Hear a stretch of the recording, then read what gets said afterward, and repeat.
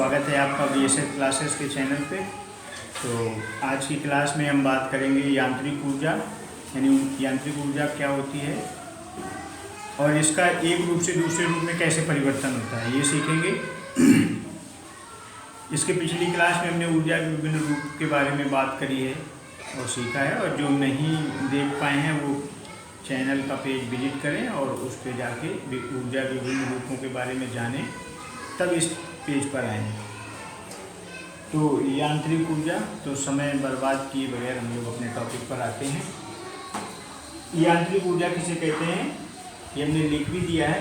वस्तुओं की स्थिति, आकृति अथवा गति के कारण अवस्था में परिवर्तन के फलस्वरूप जो ऊर्जा उत्पन्न होती है उस ऊर्जा को कहते हैं यांत्रिक ऊर्जा। यानी जब अवस्था परिवर्तन हो, उसमें दोनों ऊर्जा मिली हों, या तो पूर्णतया गतिमान हो या पूर्णतया स्थिर हो, या गतिमान हो और कितनी ऊंचाई पर स्थिर है। जैसे हम एक पत्थर यहाँ पे होल्ड कर लें, रोक लें, तो इस टाइम इसमें स्थितिज ऊर्जा है, और जब इस पत्थर को छोड़ देंगे तो ये इसमें गति भी आ जाएगी और कुछ ऊंचाई पर भी स्थित होगा। तो इसमें गतिज ऊर्जा भी है और स्थितिज ऊर्जा भी है। इन दोनों ऊर्जाओं के मिले रूप को ही बोलते हैं यांत्रिक ऊर्जा।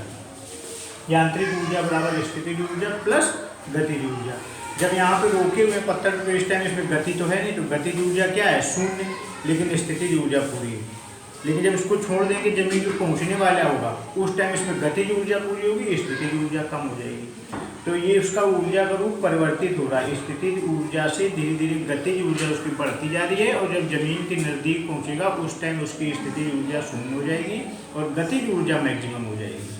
ठीक है, तो इन दोनों के योग को ही बोलते हैं यांत्रिक ऊर्जा। जैसे खिंची हुई रबर, ये उसके उदाहरण है। खिंची हुई गुलेल, बहता हुआ पानी, चलती हुई रेलगाड़ी आदि में क्या होती है, यांत्रिक ऊर्जा होती है। इसको पॉज कर दो वीडियो, अभी फिर आगे और बनाएंगे।